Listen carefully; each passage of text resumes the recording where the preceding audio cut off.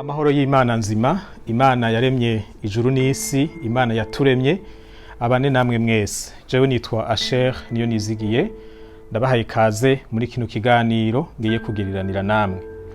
Shaka kuvuga ku ijambo rivuga ngo si vyiza kuba mu kintu ariko ukifata nk'ubutari muri co. Iyo uramutse uba mu kintu ni vyiza kukibamwo neza, n'umuntu akubonye ntagira amadidane, ntihagire umuntu akwitiranya.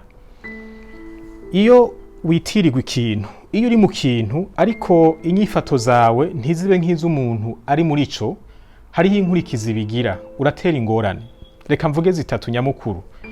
Inkurikizi ya mbere nuko utera abantu kuzazanirwa. Abantu baravuga bati ibi bintu birimwo canke ntabirimwo, twumvirije amajambo umenga birimwo, ariko turavye inyifato ziwe ntiyifata nk'umuntu abirimwo. Ivyo rero biratera abantu kuzazanirwa. Ingorane ya kabiri nuko ushobora gutuma abantu banka ivyo bintu kandi bari kubikunda, kuko bafatiye ku nyifato zawe babona zitameze neza, bigaca bituma vya bintu vyiza warimwo abantu bavyitiranya n'ivyo bakubonyeko, maze bagaca bavyanka ariko vyo ubwavyo vyari ibintu vyiza. Inkurikizi ya gatatu nuko ushobora gutuma abari muri ivyo bintu vy'ukuri bankwa bakabonwa nabi, kubera abakuzi bafatiye ku ngeso zawe, zikaba arizo baca bitirira abari muri ivyo bintu bose n'abatameze nkawe, kuko ari wewe baba babona ucumera nk'idirisha barabiramwo kugira ngo bagire igicapo c'abandi bantu bose bari muri ivyo bintu. Ariko murashobora kumbaza muti ni kubera iki uri kuravuga ivyo bintu? Iki gihugu citwa Uburundi, igihugu cacu, kivuga ko kirimwo abakirisu benshi. Uravye ibiharuro bitangwa, bito muri vyo ni 70%. Hariho mbere n'abatanga 80 kuduga. Ariko naho tutoba tuzi igiharuro nyezina, uretse ko kitagoye cane kuronka, uravye amashengero ari mu gihugu, ukaraba ibikorane biba mu gihugu, ukaraba abantu bavyitaba, urabona ko mu vy'ukuri abakirisu ari benshi. Mugabo hindukije amaso ukaraba kahise k'iki gihugu, ugasangamwo ibintu biteye amakenga, binyuranye n'ico ijambo ry'Imana rivuga. Ugisangamwo amacakubiri menshi cane.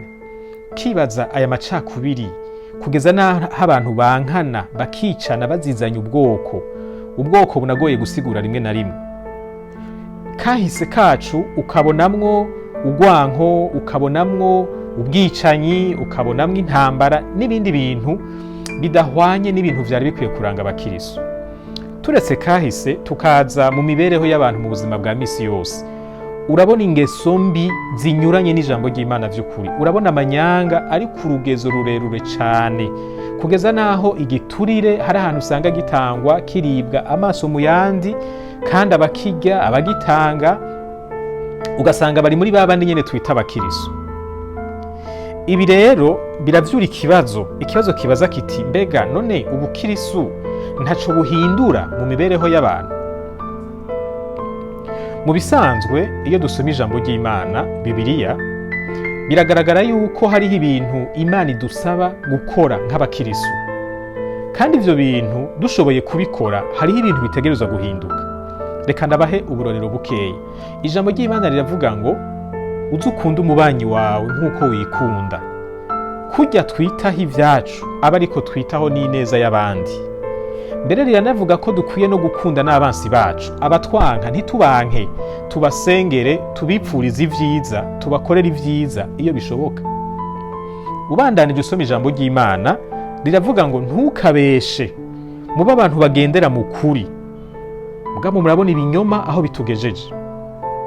Ubandanije usoma hariho amajambo menshi yerekana ko umuntu azi Imana, umuntu yubaha Imana atarenganya mwene wabo, si umuntu w'ingunge, si umuntu atunga ibintu birimwo amanyanga. Aha rero nk'uko nabivuze, uravye ico Bibiliya ivuga ukaraba n'ingeso ziri mu gihugu, haca haza ikibazo kivuga ngo none izo ngeso mbi zinyuranye n'ico Bibiliya ivuga, twovuga ko bikorwa na babandi 30% gusa, canke washaka bashobora kuba bari munsi ya 30%, bamwe 70% vy'ukuri ntavyo bakora? Vyogira inguvu nk'izo gute bikorwa n'abantu bake gutyo? Ubukirisu bw'ukuri bubonekera mu ngeso, ntibubonekera mu majambo gusa. nivyo turavuga ivyo twizera, turavuga ivyo twemera, ariko ivyo twemera biragaragarira mu ngeso zacu nimba turi abakirisu b'ukuri. Ego nivyo nta muntu ahinduka 100% ngo amere nk'Imana, ngo abe umuntu atomoye muri vyose. Murabizi tucambaye umubiri, hari ibizokwama bitunesha, Satani agikorera muri ino si, hari ibizokwama bitunesha. Ariko iyo umuntu yakiriye agakiza, iyo umuntu akijijwe, iyo umuntu azi Imana, hariho ibintu bihinduka bikagaragara ko yahindutse. Hariho ingeso zihera, hariho ingeso avamwo, maze agahinduka umuntu ameze ukundi kuntu. Vyategerezwa rero kugira ingaruka nziza mu buzima bwacu bwa misi yose, mu bikorwa dukora, mu miryango yacu, mu kibano, ukuntu ikibano kimera, no mu kuntu igihugu kimera. Ni kubera iki none umenga haracari hagahazi?